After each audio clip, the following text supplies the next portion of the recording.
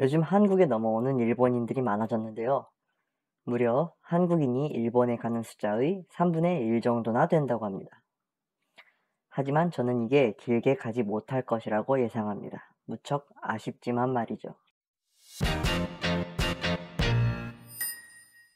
단적으로 이야기해서 우리나라 사람이 일본에 가는 이유와 일본 사람들이 한국에 오는 이유는 여행이라는 형태만 같이 할 뿐 근본적으로 다르기 때문입니다.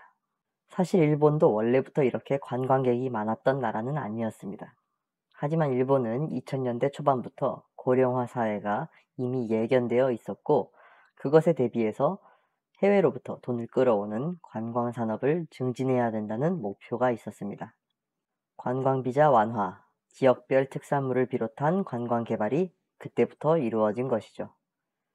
여러분들 잘 아시는 쿠마몬도 역사가 오래된 것 같아 보여도 2010년에 만들어진 것입니다. 그렇기 때문에 지금 일본이 누리고 있는 연간 3천만 명 방문은 몇십 년 노력을 거친 산물이라고 할 수 있겠지요. 그 관광 개발과 더불어 실시했던 것이 여러분들이 다 아시는 양적 완화, 즉 의도적인 엔저입니다. 그것이 2010년대부터 효과를 발휘했고, 몇 년 후인 2017년부터 여러분들이 아시듯 한 해 한국인 일본 방문객이 700만 명을 돌파하는 등 방문자 수가 중국인과 같은 수준이 되어버렸죠. 인구는 중국이 28배 많은데도 말이죠. 한국도 가만히 있었던 건 아닙니다. 한국 방문의 해라는 국가 단위 캠페인을 과거 2번 진행했었습니다. 2010년 당시 홍보대사가 배용준 씨인데요. 지극히 일본 여성 시장을 노린 선택이었고, 우리가 관광객을 끌어오는 방법을 전혀 모르고 있었다는 반증이 되기도 합니다. 그럼 이번 2023년부터 진행한 방문의 해 2번째, 과연 어떻게 진행되었을까요? 네, 여전히 일본인 여성이 일본인 남성에 비해 2배 많이 옵니다. 우리나라에서도 해외여행은 여성분들이 더 많이 하는데요. 그럼 거꾸로 일본은 남자들이 살기 좋은 나라인데 한국에선 남자들이 더 일본에 많이 방문할까요? 아니면 여자들이 더 일본에 많이 방문할까요? 이 표에서 보시듯 20, 30대 여성 종합 34.2%, 20, 30대 남성 종합 30.7%로 이쪽도 여성이 많이 방문하기는 하지만 한국처럼 편중되었다라고 말할 정도는 아니네요. 한국의 관광을 가장 많이 오는 나라는 과거 중국이었지만 현재는 일본인데요. 일본 여성분들이 그럼 어떤 목적으로 오시는지를 알아봤습니다. 64.1%가 맛집, 쇼핑이 62.8%로 2순위네요. 반드시 모두가 겹친다고 할 순 없지만 여성 관광객이 전체의 3분의 2, 맛집 쇼핑 또한 약 3분의 2를 차지하는 걸로 봐선 높은 확률로 일본 여성의 대다수분들은 한국의 쇼핑과 맛집을 찾으러 온다고 말할 수 있겠습니다. 그럼 일본에 가는 비일본인들의 방문 목적은 뭘까요? 보시다시피 독자적인 문화체험이네요. 맛집과 쇼핑도 문화체험 아니냐라고 하실 수도 있겠지만 이는 명백히 다릅니다. 왜냐하면 여성분들이 주로 한국에서 찾는 맛집은 인스타그램에 올라오는, 즉 로컬 피플들이 방문하는 곳이 아니라 유행에 맞춰서 한철 장사를 하는 카페나 외국 음식을 파는 곳이 많아요.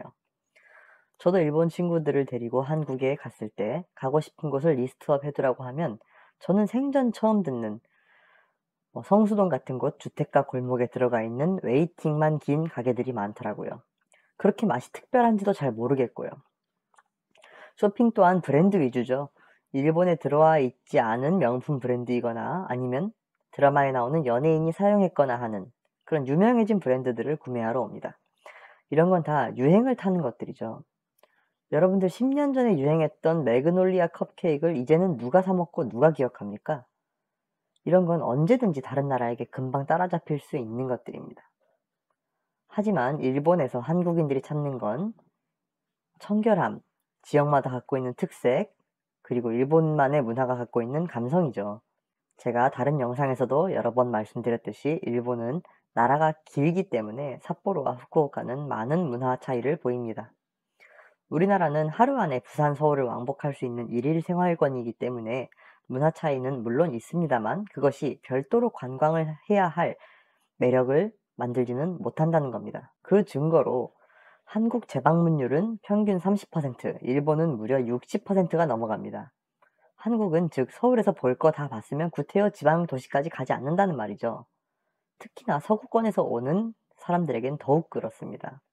기껏 지구 절반 거리를 날아오는데 일본, 태국, 필리핀, 중국, 대만 이런 관광이 괜찮은 나라들을 선택지에서 다 제껴야 겨우 한국의 기회가 한 번 오는 셈입니다. 여러분들이 유럽 사람이라고 하시면 한국에 오실 건가요? 저라면 안 갑니다. 일본은 중국, 대만과 마찬가지로 GDP 대비 관광 수익은 낮은 편이에요. 20%에 육박하는 동남아시아에 비하면 한 자릿수밖에 되지 않습니다. 하지만 중국과 일본의 다른 산업 규모를 생각하면 이는 그럴 법한 수치이지요. 동남아시아에 우리가 모두 알고 있는 대기업이 한 군데라도 있나요? 그러니까 일본이나 중국의 관광 산업의 절대적인 수치는 무시를 못하는 수준이지만 다른 산업도 발달해 있기 때문에 전체 GDP 기여도가 낮은 겁니다. 자, 그럼 우리나라는 몇 퍼센트일까요? 무려 2.8%입니다. 이는 독보적으로 낮은 수치입니다. 그러면 우리나라에 중국, 일본을 쌈 싸먹을 수 있는 우수한 대기업들이 무척이나 많다는 이야기인가요? 그럴 리가 있을까요? 숫자로만 봐도 우리나라의 관광산업은 아직 멀었다는 것이 느껴집니다. 오늘 영상 여기까지입니다. 감사합니다.